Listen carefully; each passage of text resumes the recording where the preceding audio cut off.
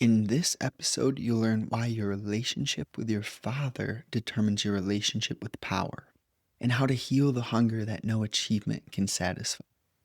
Welcome to Energy Alignment for Entrepreneurs, the podcast helping entrepreneurs be free from anxiety, stress, and tension through balancing emotions and consciousness expansion.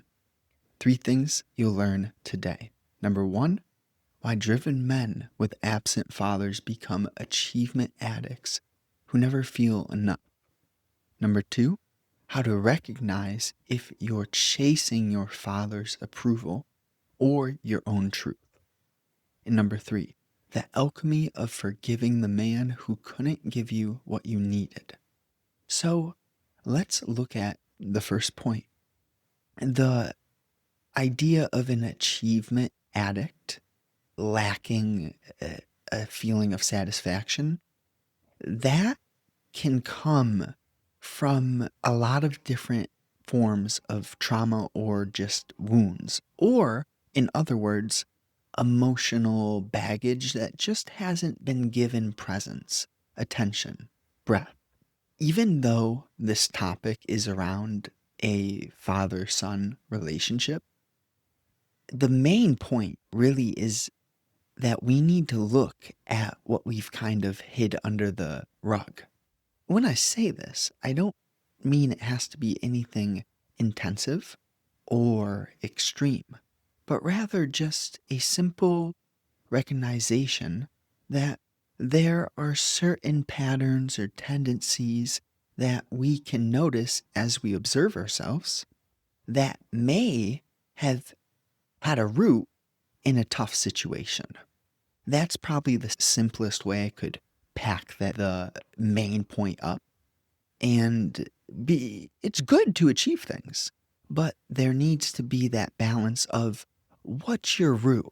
If your drive is a fuel of inner turmoil, or like you're angry and that's what your fuel is, I'll say that may be necessary for certain duration in your life, but you'll learn a lot about yourself when you notice, man, I'm running on that fuel source, because you can feel the relationship of like what you're putting through your system, what you're driving on, what's running it.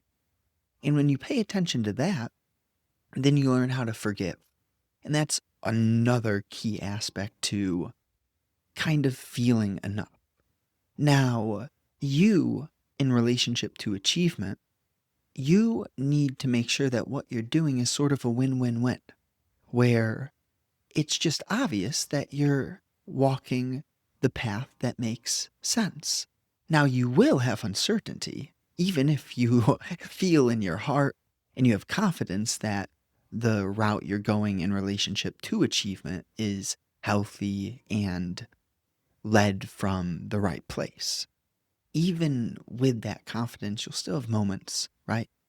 To wrap this up, point number 1, it's not just about the father-son situation, but all simultaneously, you can take any form of pain in your life and use that as a fuel in a way where it's not anger, but forgiveness.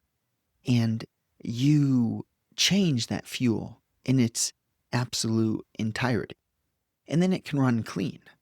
You just have to be the one who changes the fuel and has the awareness that there is this little road bump in terms of there's quote unquote contaminated fuel.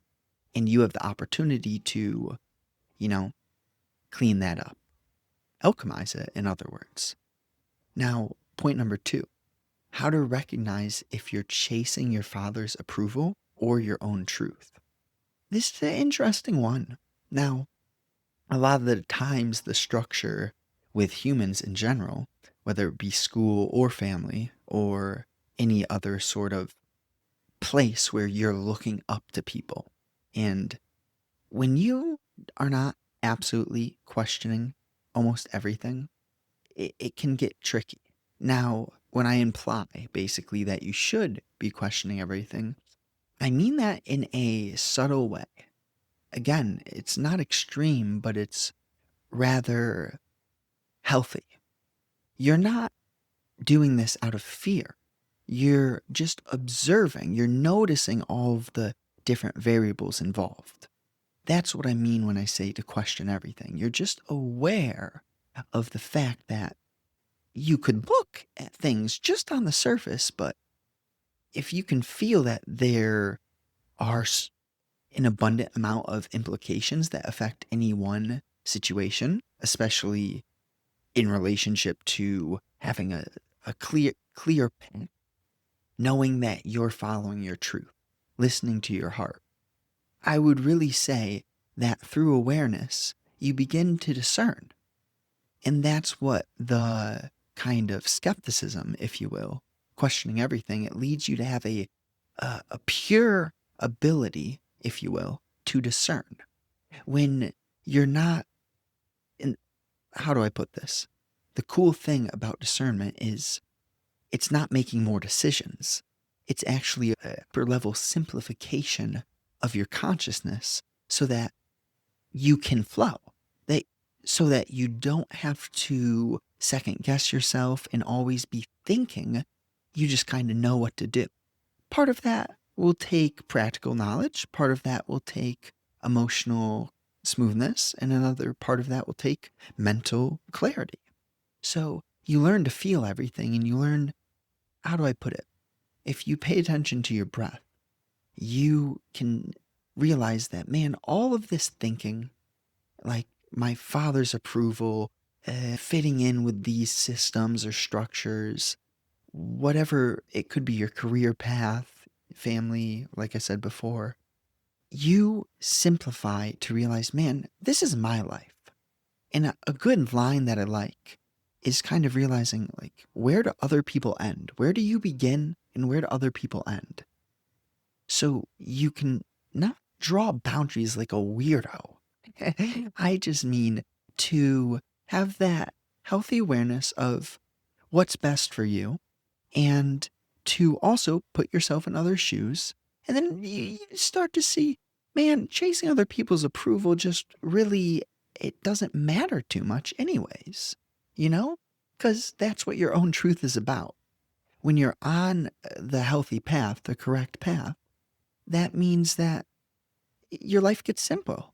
And it just cannot be simple if you are living in any form of anxiety, fear driven, worrying, trying to fit in, trying to control things that you cannot control. The hard part about kind of freeing yourself is that you learn to have a healthy relationship with uncertainty because you learn to trust, and then therefore you don't need to know every step. You don't need to think about all these variables. Sure, in business, 100%. You think, or you, what is brilliant in today's age is I've been using AI so much for business. It's insane. And it's so awesome because I'm thinking, but in a different level, more like a director. And it's kind of, I get into this flow of, I'm not really even operating this thing. It's just so, how do I put it? When you're immersed in a project and the practical knowledge is there, and then you have the speed, the speed of the technology what it's doing is it's accelerating everyone's ability so much. And that is also a gift because we don't need to consciously hold all this information in our mind and we can learn to flow and let the heart guide. And funny enough, the heart is extremely intelligent and that it has this knowledge which is so far beyond a forced, repetitive storage of information from the brain. When your heart's operating, it's kind of like a supercomputer, if you will. And then you pair it up with AI. And so, hey, I veer. But the point is that we can take a step back and feel what happens when we're moving with the rhythm. Yeah? That rhythm can be in business and family and relationships and nature and hobby, whatever it is. But you just learn to breathe. You learn to not be so stuck in this obsessive what if. What if? You can't answer that.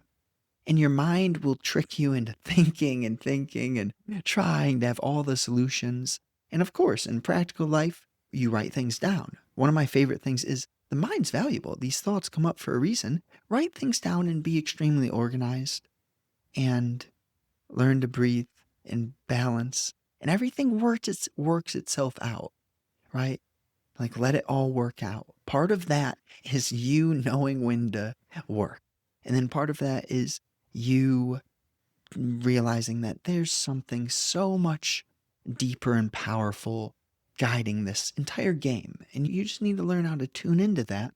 And really, a lot of that is letting go of the need for control, right? So part of intelligence is the riddle of being comfortable with uncertainty. You cannot predict things, and that's hard. But you just you walk in alignment and you smoothen your path. It's just like a simplification of everything. So when we look at point number 3, the alchemy of forgiving the man who couldn't give you what you needed, this is a great kind of pull because it's hard when you have expectations. And if we go back to a point I didn't hammer on that I wanted to, it's how education and family, you get such a program from everyone you listen to. See, here's the thing, when you listen to me, you have an opportunity to really listen with a new level where you're not blindly accepting anything that I say. I'm not at all an authority in any sense. The truth is that you have all the power you need. And that message is hard if you do not know how to wield your own power. So, what I talk about really is the path of seeing who you are. When you find out who you are, you'll see what power you have. And I don't want that for everyone. That is what will happen for everyone. Because fundamentally, the word alchemy is a implication of change. And when you need to forgive someone who, quote unquote, couldn't give you what you needed, you start to unravel, okay, what was it that I needed? How did I get that root of thinking I needed something from someone and only they could give it to me? Right? And from there, you question and you start to see, man, this dependence on other people, these expectations, it's all driven from some form of a void inside yourself. And when you look at that void, you'll see yourself and you'll have to kind of learn how to breathe through the immensity that you are shown when you begin to look at the voids in your vessel. What I mean is your heart, blacked out memories. There are situations, maybe not even physical, maybe tied to something deeper. There's not always these practical explanations, but all simultaneously, you begin to get proof that not everything is practical. Or, in other words, that what we call practical isn't the big picture, isn't showing all the details and nuances, right? Because there's depth to your heart, to your soul, to all the people you meet, to all the energy that is shared in life.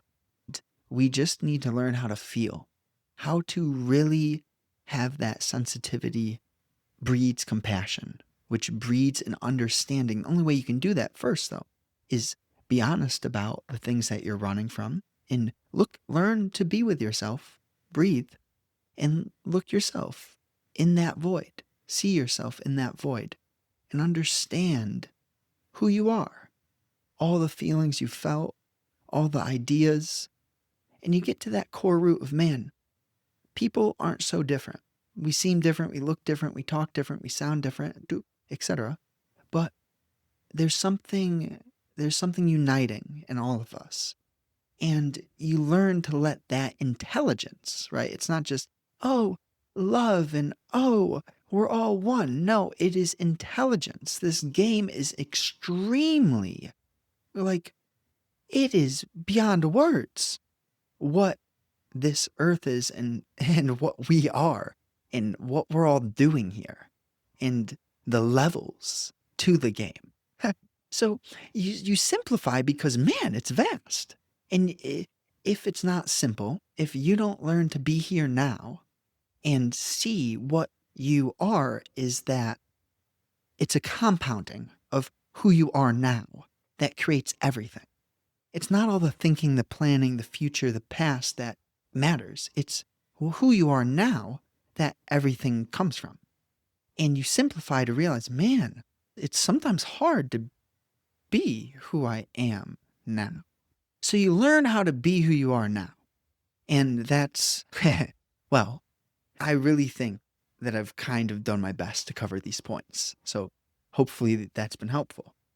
I'm going to pass on the recap, but honestly, the summary would be the hungry boy inside you will never be satisfied by another achievement, only by facing the father wound, feeling the grief, and choosing to become the man who breaks the cycle. Oh, then you can finally rest in your own power. So, new episodes are out every Monday, Thursday, 10 a.m. Eastern Time.